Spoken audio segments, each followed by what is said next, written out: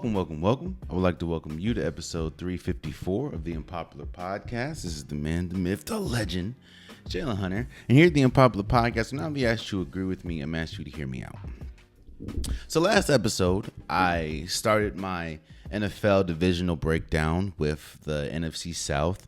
I talked about how that division is pretty much up for grabs, but only due to the fact of, quarterback play. And while, yes, the NFC South has some really good teams, most of it, of course, is predicated by how good a lot of their young quarterbacks play. The next division that I want to go to is the NFC North. And to me, this is such a fascinating division, at least this year, because there's a lot of storylines coming out of this division, and for the first time in a while, this division will look drastically different, in my opinion, than we've seen.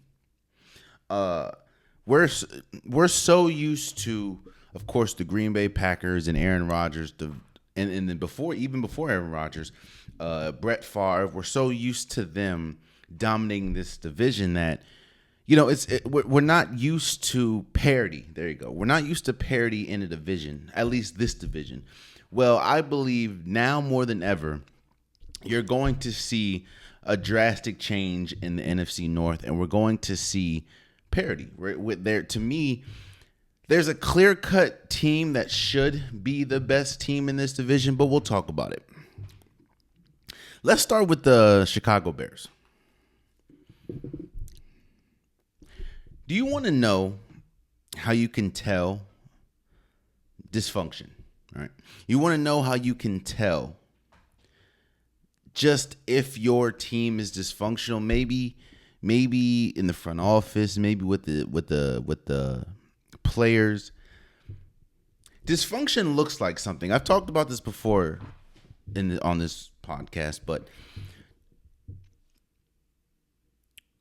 dysfunction, you can tell by dysfunction when you tell the history of a team and how they looked, or how much success or lack of success that they've had. You can tell just how functional or dysfunctional a team is just by history. History can tell you everything you need to know in life. You need to know how to deal with things. Look in the past. Look how everything has happened before. You see, the Chicago Bears has been one of those teams that has always been close but never been there. Or they've had high highs. They've had some great teams. They've had teams that are all-time teams. But that was so long ago. Yeah, you've had Jay Cutler, you've had Brandon Marshall, you've had Matt Forte, you've had good players, but where's the success to show for it? Yeah, I know they went to a Super Bowl, but did they win it? No. For the longest now, the Chicago Bears have been in such a dysfunctional loop. You know how you can always also tell about dysfunction is how many coaches they have, how many coaches they run through, how many coaches and how long their tenure as a coach lasts for a team. The Chicago Bears continue to have this carousel of coaches. And usually it doesn't work out.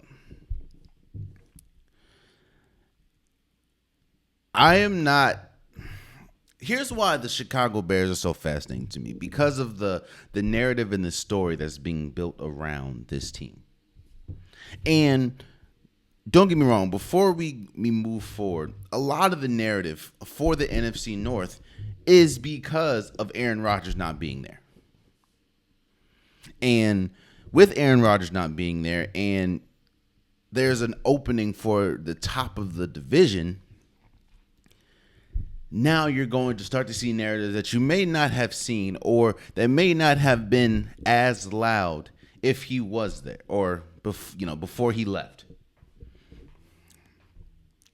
All we're hearing out of the Chicago Bears is out of the Chicago Bears camp, and all we're hearing about the Chicago Bears this year at least is this team is only going to go as far as Justin Fields takes them.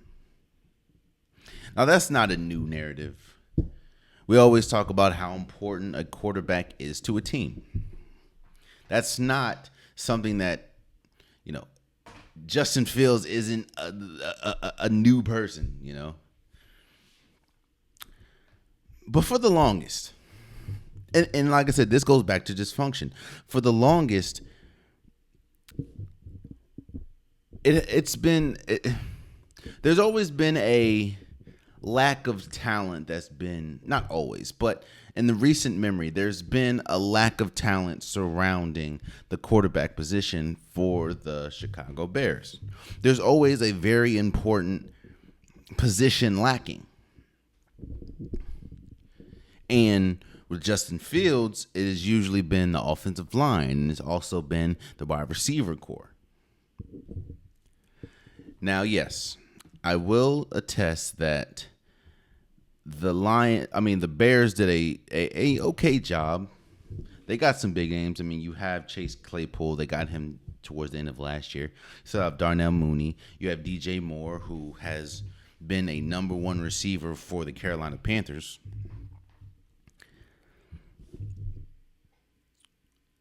And I'm interested to see. You have St. Brown, the other brother. How do you say this man's name? You have I'm not even going the E. Equanimous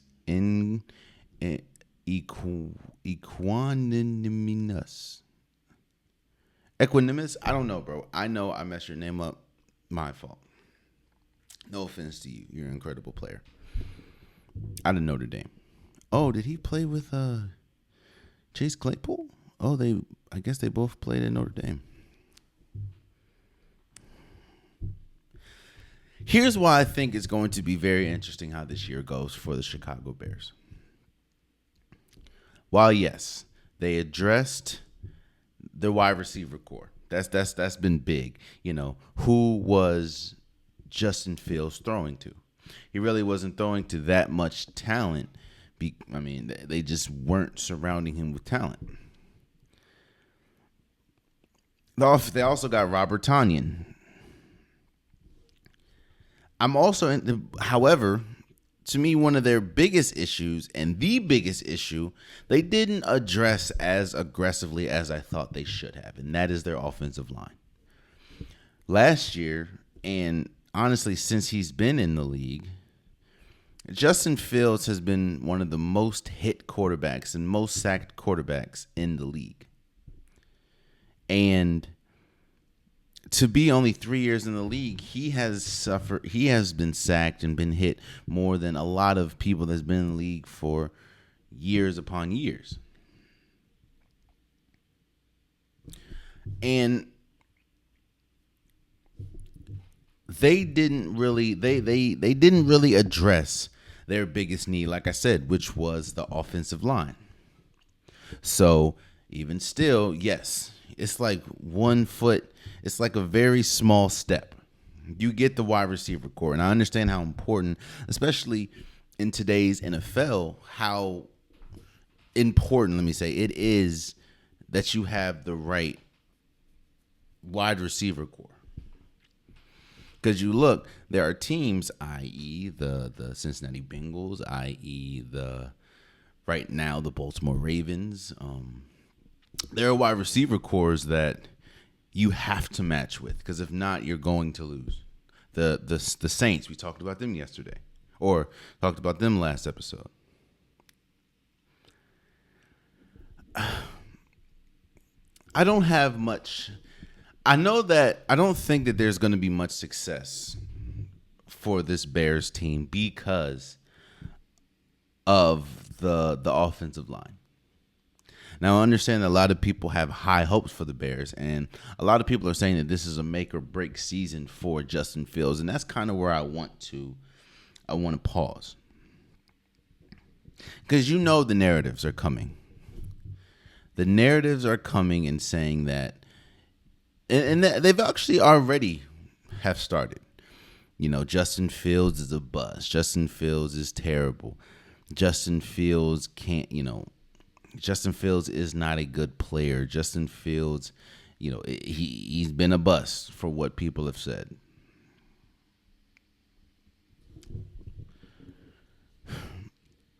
And I wanna challenge those people in saying two questions. One, how do you not get labeled a bust? Or how do you not, what makes you get on that bust list so fast? Because again, Justin Fields has only been in the league for 3 years.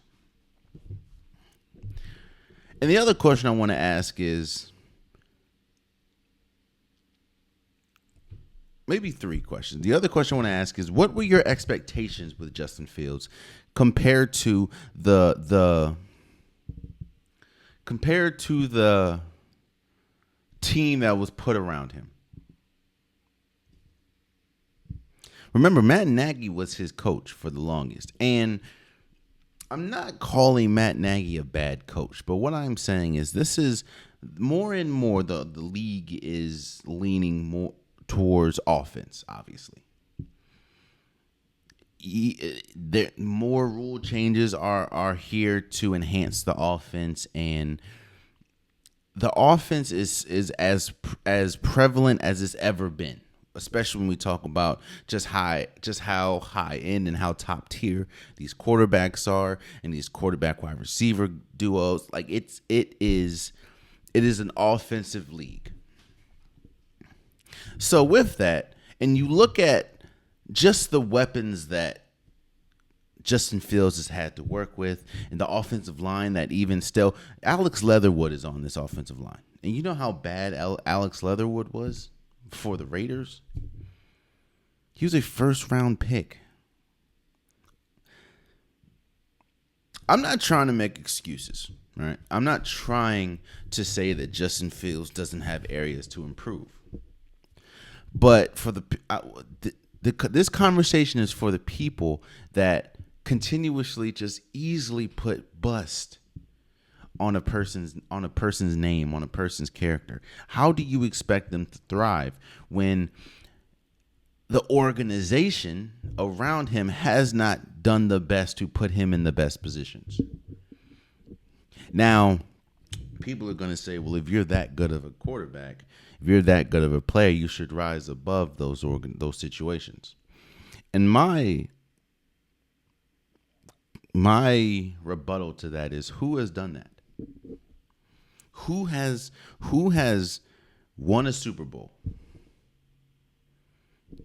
Who has been to a Super Bowl with an offensive line as bad as the Bears have had, and with the sheer lack of talent around him, whether that's wide receivers just not being there, or due to injuries?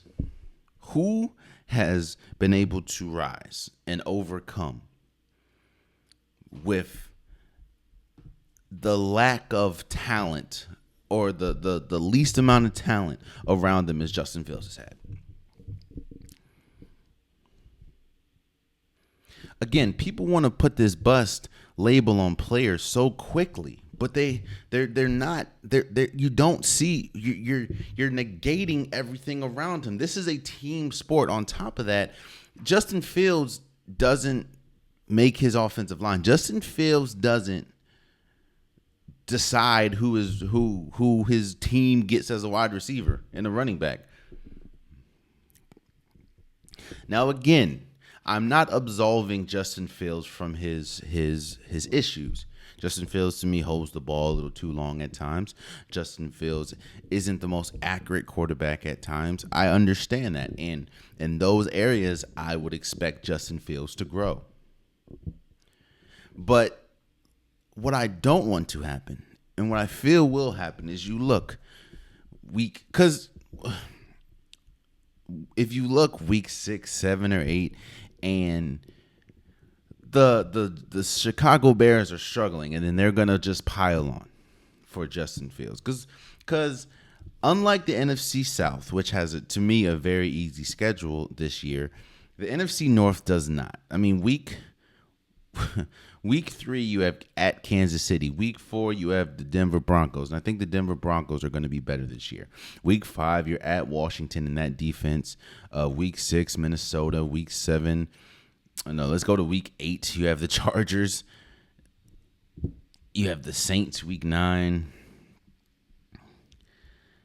You have the Browns. You have and of course you have your division. I don't expect much I don't expect much success from this team. I expect Justin Fields to be better, and I will be pleasantly surprised if the Chicago Bears find themselves in playoff contention.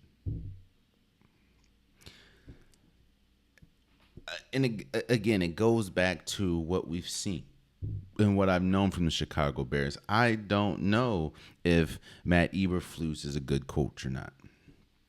I do know, however, that he is more of a defensive coach. And like I've said, when is the last coach out? Bill Belichick, I think, was the last defensive-minded coach to win a Super Bowl.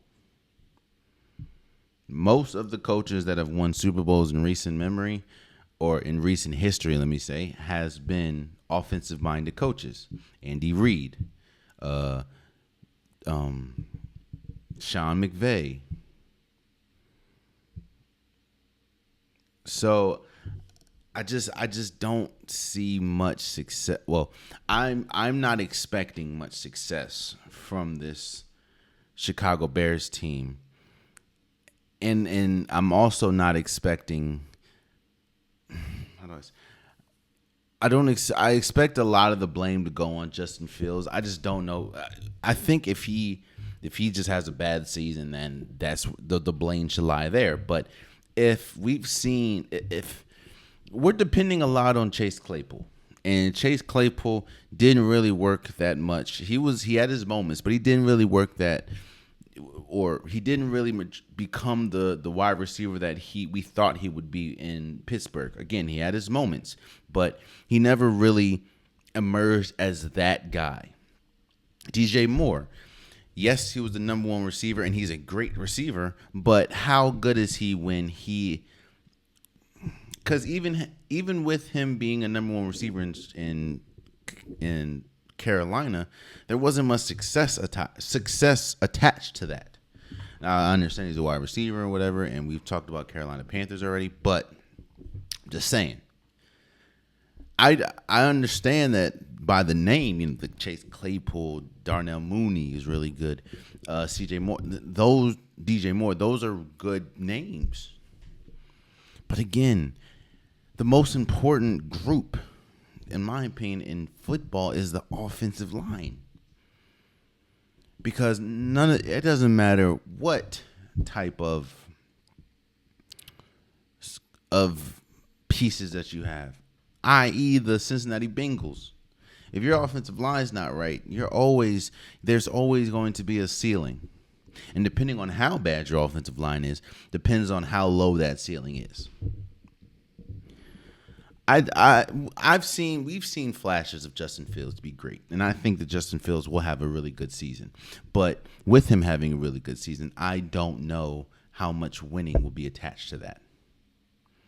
And because there's not going to be much winning attached to that, and it goes back to Aaron Rodgers not being with Green Bay, I think that a lot of people are going to trash Justin Fields, even if a lot of it is not his fault. We talked about dysfunction, and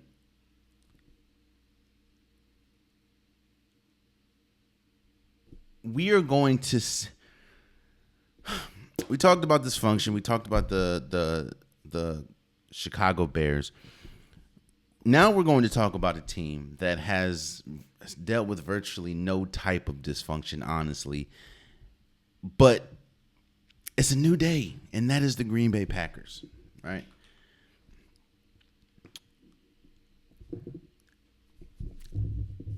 The Green Bay Packers, in my opinion, is the single most fascinating story and fascinating team this entire year.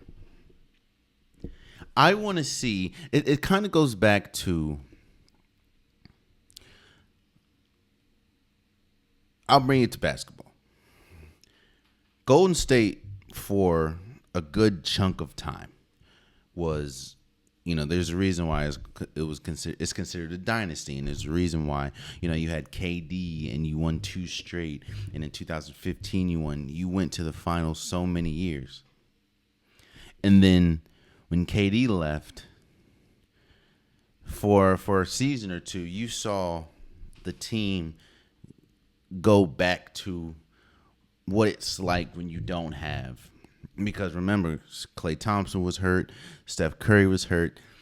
You're going and Golden State was one of the worst teams in basketball. And that allure of Golden State was gone. Now, yes, I also understand due to injury, but it was gone for those years. The saying was, they understood, and they finally knew how it felt to be back in the regular NBA, is what people were saying. Green Bay has been successful damn near since the iteration of this team. Now, yes, there's been some bad years, but the Green Bay Packers have a rich history when we talk about just how good they've been. From Lombardi, I mean, it's Lombardi to to Brett Favre, who, by the way, P.S. I'm not going to let nobody forget this. Brett Favre stole millions of dollars from the poorest people in the United States, which is Mississippi, and has not seen any retribution from that. Back to what I was saying. Brett Favre and the success that he garnished, and of course you have Aaron Rodgers. And why I said that the Green Bay Packers, in my opinion, is the most fascinating team in this entire football league this year, is because I think we're going to see a team that is not used to being the middle of the packs / below average. We're going to see that. As a team, the Green Bay Packers is a good team. Jair Alexander, David Bakhtiari, Devontae Campbell, it's A.J. Dillon, Aaron Jones. These are some really Rashawn Gary. These are some really good names. Really good names. However, and we've said this time and time again,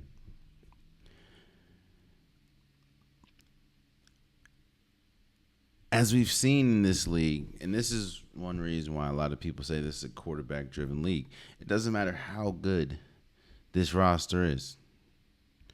If you don't have the quarterback to back it up, you're always fighting with one hand behind your back. And to me, we are going to see, you're hearing a lot of conflicting stories about the Green Bay Packers camp. You're hearing Jordan Love looks incredible. There's no drop off between Aaron Rodgers and Jordan Love, which I drastically don't believe. Jordan Love has a good chance of taking this team not only to the playoffs but deep in the playoffs. These are stories that you're hearing out of training camp. You're also hearing from other people that Jordan Love is struggling mightily. And Jordan Love, there's a drastic difference between the quarterback play that Green Bay is used to and what they have now. I like to think that it's somewhere in the middle. And think about it, this team was good last year and didn't make the playoffs with a better quarterback. I don't remember the last time there wasn't high expectations for the Green Bay Packers. Except for this year. Now, there's people that are holding on to tradition and holding on to what was and what could be. Because trust me, if Jordan Love comes in and is just a world beater, an incredible football player, an incredible quarterback, I will have no problem in coming here and giving him praise, because I don't want anyone to struggle. You know what I mean? I don't want anyone to just be bad outside of Cowboys fan or Cowboys. But you're going to what the Green Bay Packers are. I haven't seen much. That's another thing. I haven't seen much video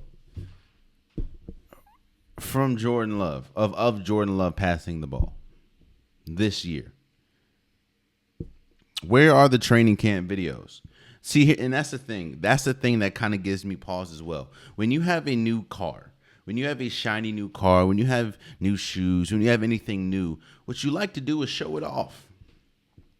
Not saying you have to be overly flamboyant with it, but you want to show it off. You want to let people know, hey, I have this new thing and this is what it is.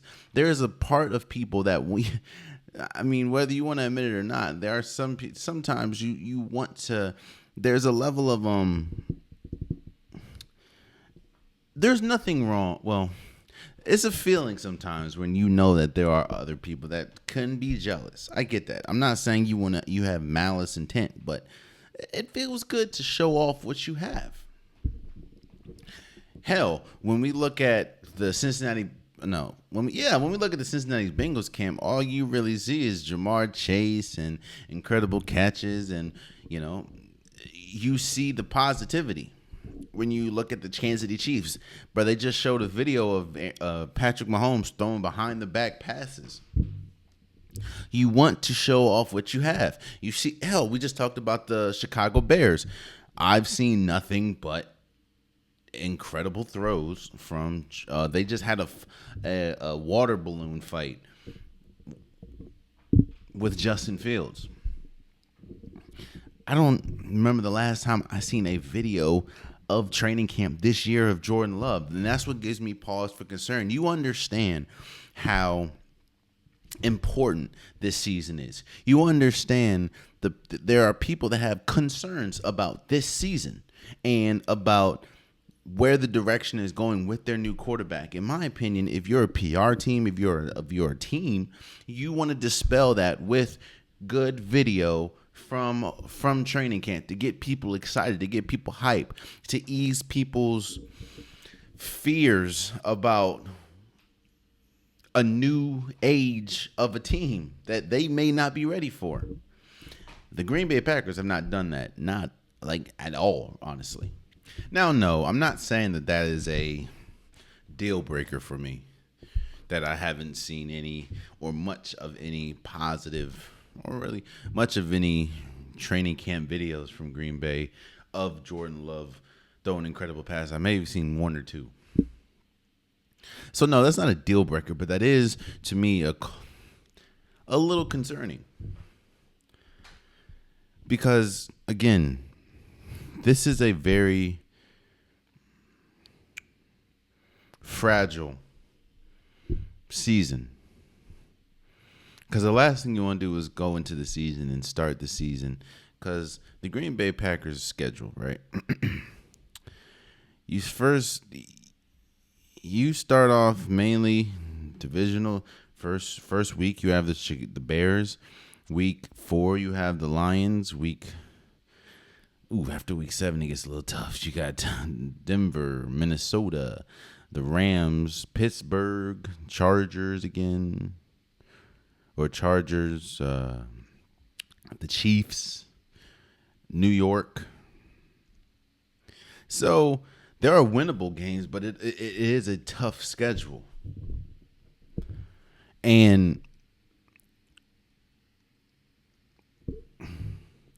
you're putting your quarterback, or your quarterback is going against some of the top tier quarterbacks. You're going up against Patrick Mahomes. You're going up against Russell Wilson. I think Russell Wilson will have a bounce back year. You're going up against also some quarterbacks that a lot of people think you should be looking eye to eye to, or even better, i.e. Justin Fields. You're going up against Desmond Ridder. You're going against Derek Carr, Jared Goff, Jimmy Garoppolo possibly, Kirk Cousins. I don't even know who Matthew Stafford, Kenny Pickett, So Justin Herbert. So I'm not saying that this is going to be a bad year. I just think that, to me,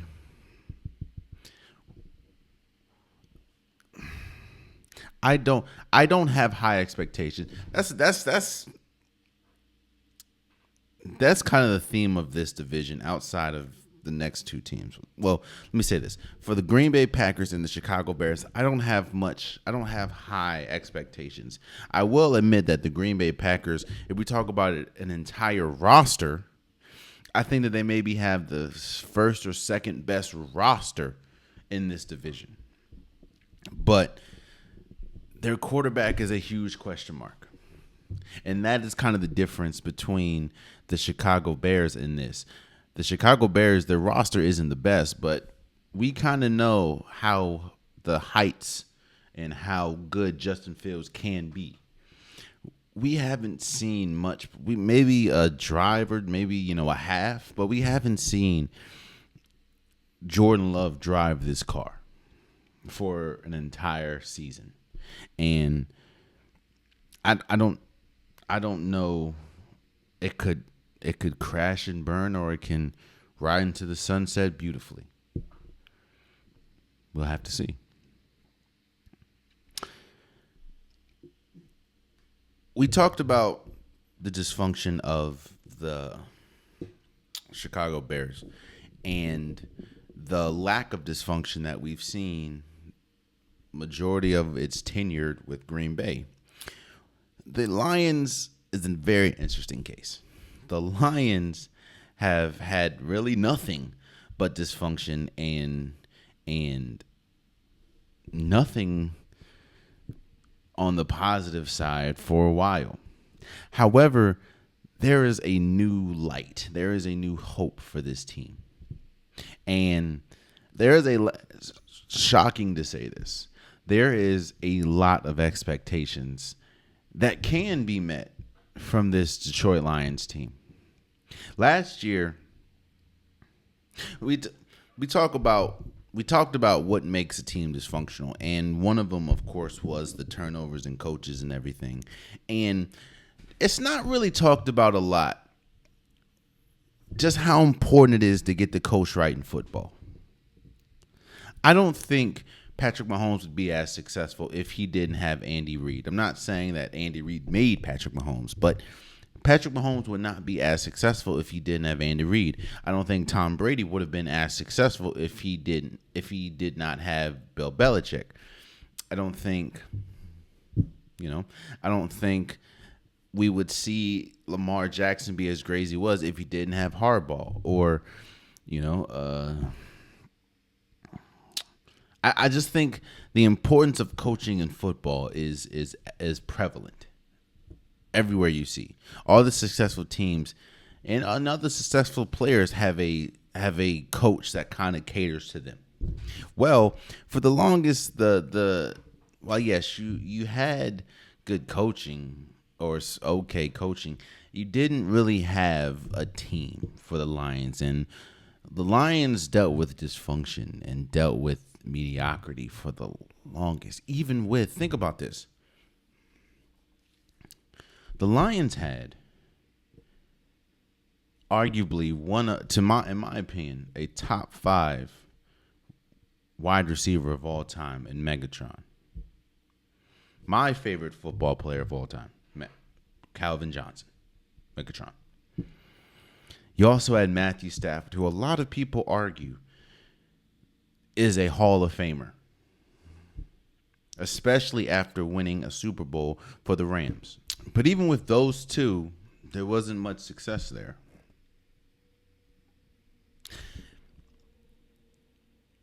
Again, there are times, and that is to me, that's a perfect example of, especially in football, it doesn't really matter how a player or players can't really overcome dysfunction as easy or as successfully in football than it is in basketball.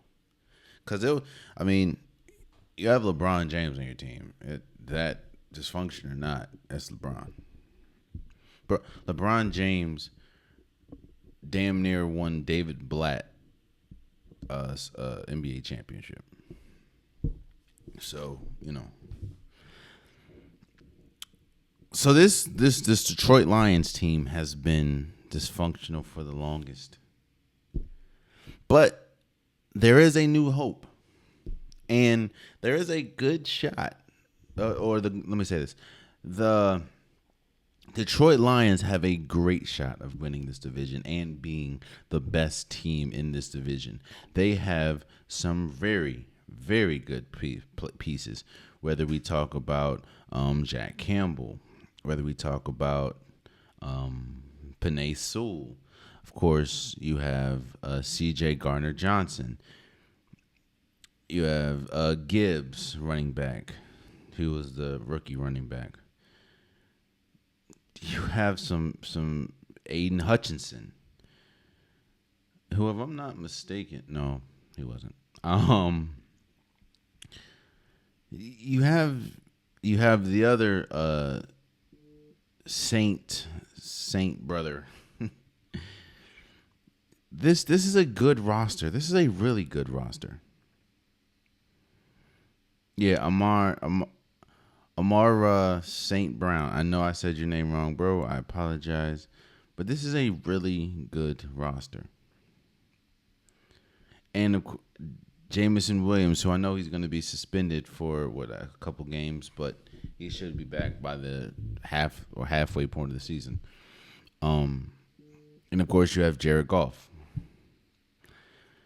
And Jared Goff led a team, albeit, yes, he obviously wasn't the best player on that team, but he did lead a Rams team to the Super Bowl. They didn't win it, but he led them there. The Detroit Lions, led by Dan Campbell, who was a very electric coach and a coach that coming in, you didn't really have much hope for, with talking about biting people's knees and dragging people down. It just didn't look good for my man Dan. But after last year and seeing how hard they played, and while, yes, they didn't make the playoffs, they were able to play spoiler for the Green Bay Packers. There is a lot of positiveness or positivity coming out of the Detroit Lions camp. And I don't remember the last time this was said, if this was ever said, but the Detroit Lions have a shot to be win this division and make some noise in the playoffs. I'm not going to go as far as say this is a Super Bowl contending team, not in the slightest. But when we talk about how weak the NFC is and how good the Lions played last year, and a lot of games that they lost were one-score games. I don't know if they are. I'll say this, roster-wise, they aren't obviously the best team. I think if we just talk about total roster, maybe the Green Bay Packers, because you still have a vaunted defense and everything, but the Detroit Lions to me has a chance to win this division. And I'm not going to be shocked if they do win the division. I will say this. They probably have the most proven quarterback. I mean, again, you can feel how you feel about Jared Goff, but Jared Goff did lead a team to the Super Bowl. The only quarterback in this division to do that. So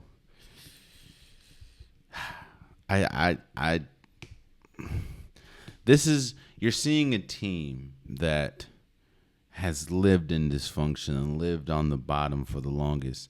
That's one of the biggest reasons why people would always say the Lions Super Bowl was Thanksgiving, because they always played on Thanksgiving, and that was pretty much their only primetime game for years was Thanksgiving. It's just a tradition. And now you look up and this team has a very good shot of making some noise in the playoffs and winning this division. Even with Calvin Johnson and Matthew Stafford, I don't know, because there was so much else wrong with that team. There's a lot of potential on this team. There's not a lot of holes on this Detroit Lions team, and that to me is exciting. So, yeah.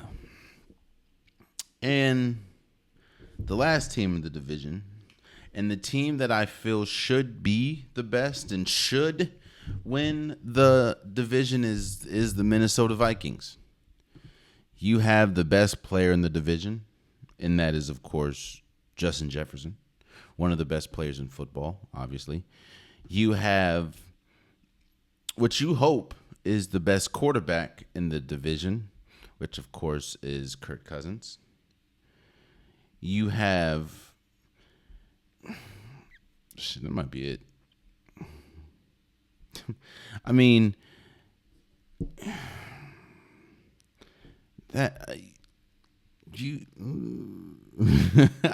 I'm trying to outside of those two, right? And don't get me wrong, I think Kirk Cousins does get a bad rap. I don't know if he's not a prime time player. We've talked about this. He hasn't really had much success in prime time. He does have a playoff win, so there's that, but they did also lose to the Giants last year. And there are some good names like Jordan Addison.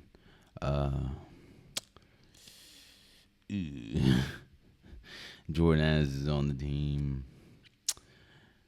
Trying to... Christian Darsaw, Marcus Davenport, pretty good team. You still have you have N'Keal Harry. We'll see if that works out or not. Jordan Hicks. You have DJ Hawkinson, who was incredible for them towards the end of the season last year. You have Donnell Hunter, but we don't know how long he's going to be on the team. I think that they're actually trying to trade him, or he requested trade, something like that. You have pieces. It's just Alexander Madison. It's just the big. All right, so the biggest issue that this team suffered from, right, was the defense last year. Their defense just fell off a cliff. I mean, yes, you have Harrison Smith, but the defense fell off a cliff. And their defense was one of the biggest reasons why they didn't win last year. And they didn't even make it past the Giants in the playoffs. Their defense just could not hold up. And their offense, as electric as it was with Delvin Cook, with Justin Jefferson, with Adam Thielen, with TJ Hawkinson, with Kirk Cousins, it couldn't last. Now, again, when you have the best player in the division, and especially a player as electrifying as Justin Jefferson, you expect to have a lot of success. I'm not saying that I don't think any of these teams in this division are Super Bowl caliber teams, but I think that a lot of you want to talk about frustration, right? You're going to see a lot of people frustrated. And I think that this is, lack of a better terms, a make or break year for Kirk Cousins. Because again, Kirk Cousins should be the best quarterback in this division. To me, there's you don't really have to worry about Green Bay. We'll see what Justin Fields has, but I think that Justin Fields' offensive line can hold him back. And we've seen the best and the worst from Jared Goff. So you hope that Kirk Cousins is the best quarterback in this division. And if not, you'll have a lot of angry people and a lot of people questioning what's next for this Minnesota Vikings team. The Minnesota Vikings is the best middle of the pack team in damn near sports. And that's the last thing you want to do. And that's the last thing you want to be known for. The best middle of the pack team. You're not good. You're too good to really have draft capital. You're too good to really make some noise in the draft. But you're not good enough to really compete for a Super Bowl or compete for anything close to a Super Bowl. The best middle of the pack team. Again, you have Justin Jefferson on this team. You have Kirk Cousins, who is a very above average but not great quarterback.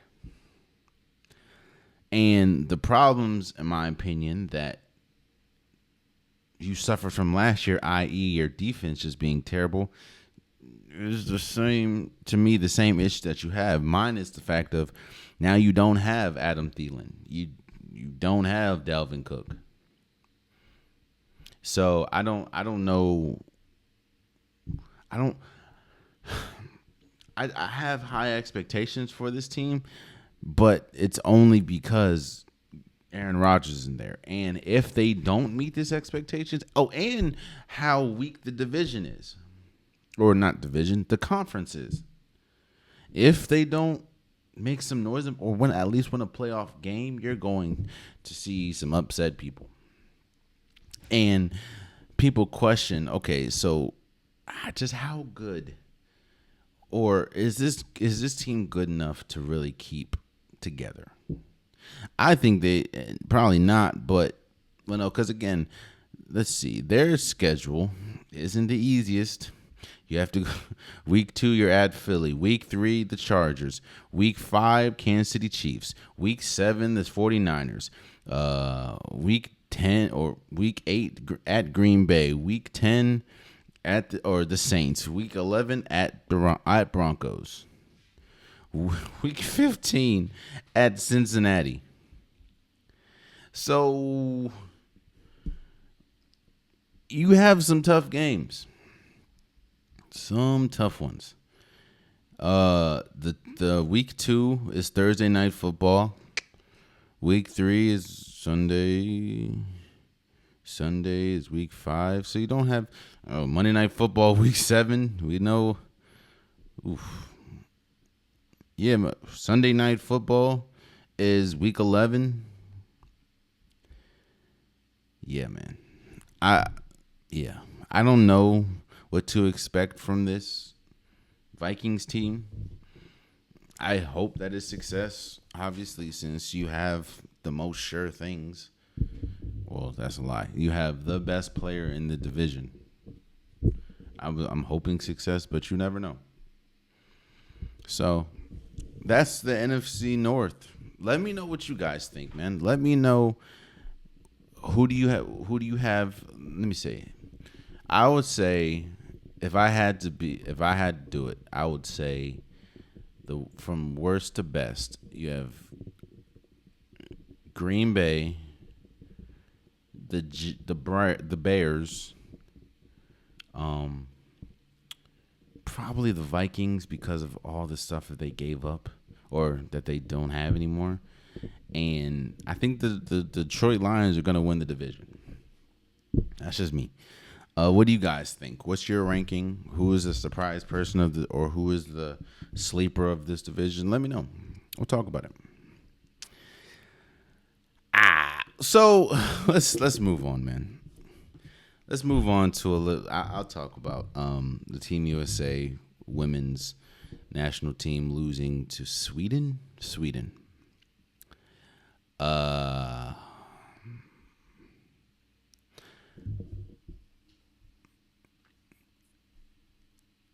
Team USA soccer. Team USA in general. When they don't succeed, there is a lesson to be had. And the lesson is, I'm not going to go as far as saying that the world has caught up to Team USA when we talk about soccer, when we talk about basketball. I'm not going to go as far as to say the world is caught up. But what I will say is, gone are the days where you can just walk onto a field or walk onto a court and it doesn't matter who you play, it doesn't matter how you play, you're going to win. Gone are those days. Yes, you have Alex Morgan, Rapinoe, Megan Rapinoe. This was pretty much her last, I guess, World Cup. She said, Trinity Rodman, who is a young phenom, Dennis Rodman's daughter, Julie Ertz. Like you have good players, but gone are the days where you can not play your best and lose. And still win. You saw that when we talk about because we'll talk about Team USA basketball in a second, but you saw that when the last FIBA with Team USA, we brought, players like Kemba Walker and Marcus Smart and Jason Tatum.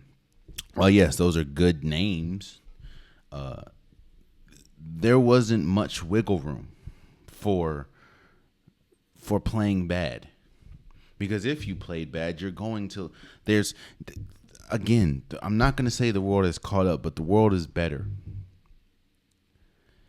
And from game one, Team USA, the soccer, Team USA has not looked good. I think they won the first one 3-0, and I don't know if they scored in regulation since or after that. Maybe one goal. Now, I think if they played their best, they are leaps and bounds the best team at this, or for the World Cup. They're the best team. Again, I think Alex Morgan is probably the best woman player, soccer player in the world probably right now. But again, that doesn't. There's always been such a talent gap between Team USA and the next best person. That is not the case anymore. And we saw that against Sweden. Again, you played Sweden 10 times out of 10 times. Team USA is probably beating them 8 or 9 times. And if you look at that game, I understand that people are going to look at the penalty kick. And the penalty kick that was just a millimeter off that pretty much, or not pretty much, that sealed the deal and ended Team USA. But no one's going to talk about how Team USA had chance after chance after chance after chance in regulation. Do you know how many great opportunities they had to score that they just didn't do? I mean, in quiet as kept, Megan Rapinoe, she played horrible this entire run. I understand it's her last one she announced, but she was horrible to the point where I don't think she played 1 or 2 of them games because she just wasn't good. And you talk about the youth. Yes, it's a very young team. Emily Fox, Lisa Thompson, Sophia Smith. It's a young team. Crystal Dunn. But again, you still expected to win because, young or not, Team USA has the most talent. But gone are the days, and I keep saying, gone are the days where you can just roll the ball out and your talent is going to supersede everything else. No. Sweden, again, Team USA is better than Sweden, but Sweden just played better. And Sweden, whether it was a millimeter or not, they should never have been in the opportunity to have penalty kicks. Because Team USA's defense was good. It was just their offense that was not good. So Team USA failed to three-peat. It is what it is. I'm not saying that Team USA is now garbage and never going to win again. I'm not saying that, this team is trash, blow it up, that they should never play soccer. No. But what I will say is I hope that this is a good example, and this is proof that while yes, Team USA can be the best team, the talent gap has shrunk. I'm not saying teams are looking neck and neck at Team USA, but what I'm saying is the talent gap has shrunk so much that if Team USA doesn't play their best, they can lose. And that hasn't really been the case for a while, but they could lose. And as we saw, they didn't play their best against Sweden, opened the door for Sweden to do it or to have a chance, and they walked right through it, even if it was a millimeter, which it was. But Team USA should have never been in that position. So I think that is a good experience. And I think that a lot of the younger players, once they go go back to the World Cup, and once they go, Team USA starts up again for them in a couple of years, they'll be better. But again, Team USA, as good as they are, as great as they are, the talent gap ain't there as much as it was. And I kind of want to move over to Team USA basketball.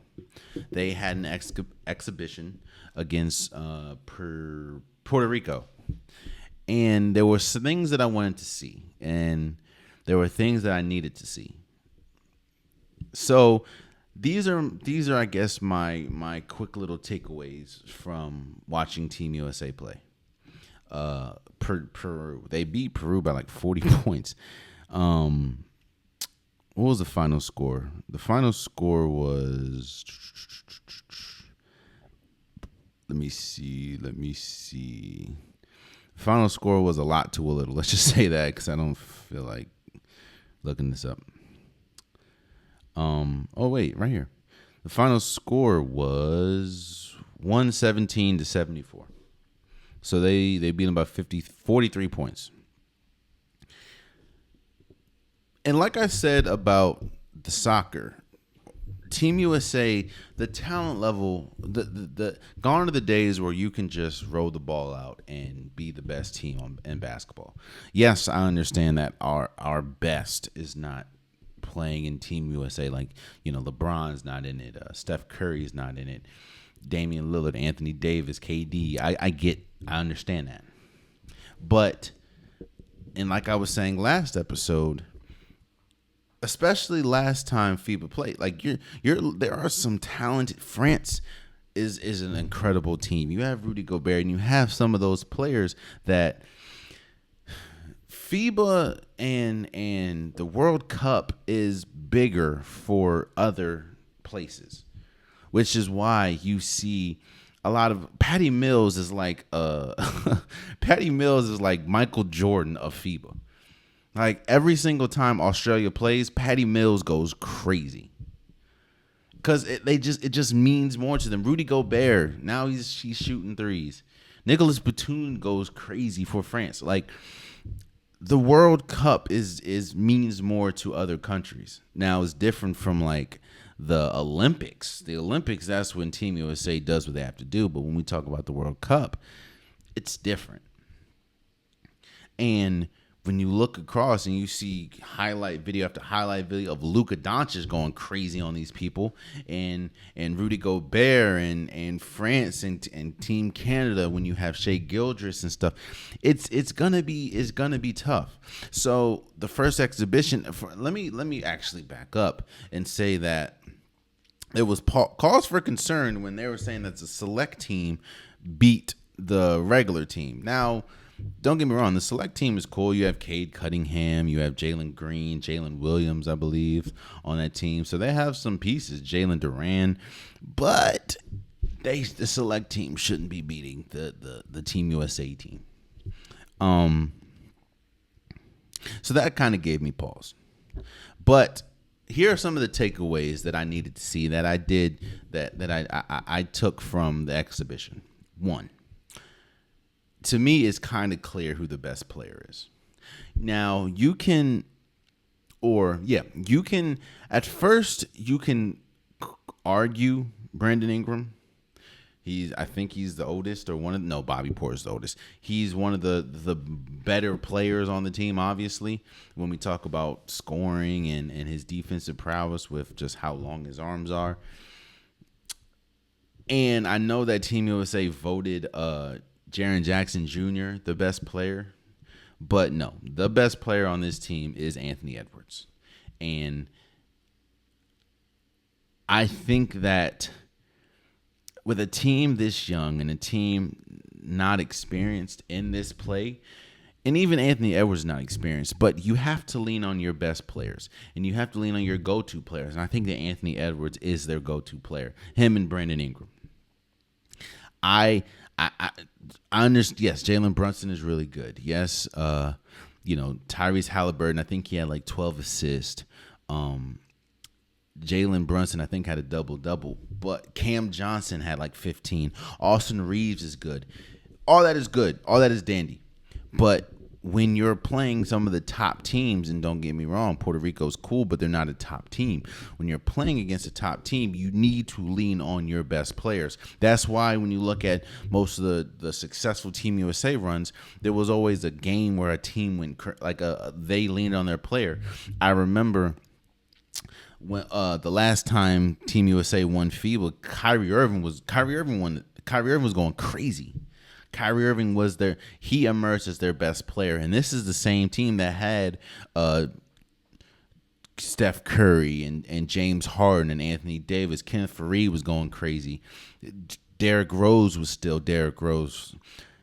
And Kyrie emerged as Klay Thompson was on that team. Kyrie emerged as their best player. When we talk about the Olympics, I know KD was their best player the last time they won gold.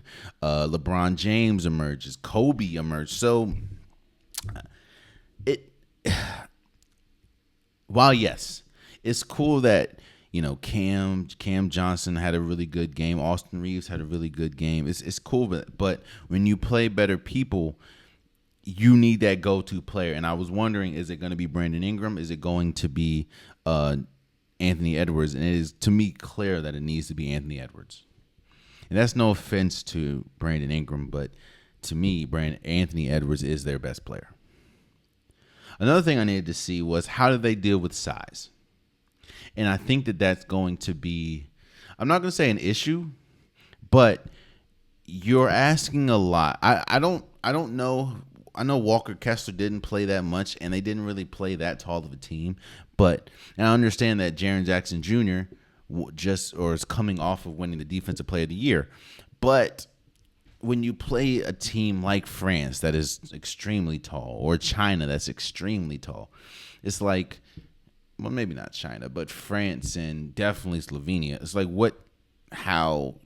Serbia, how is Jaren Jackson going to in that? Because I know Bobby Portis, but he's not the biggest. And I think that they're going to try to play Paolo Banchero as like a Draymond Green type, because he was really good defensively against Puerto Rico, but even still, Paolo's not the tallest. So I need to see. I think they're going to struggle. I don't think that it's like detrimental struggle, but I think they're going to struggle when we talk about playing against bigger teams, because Team USA is not that big. I mean, they're not that big. outside of Jaren Jackson Jr., they're not, and Walker Kessler, but I don't know how he's going to fare again he didn't play that much again for this exhibition.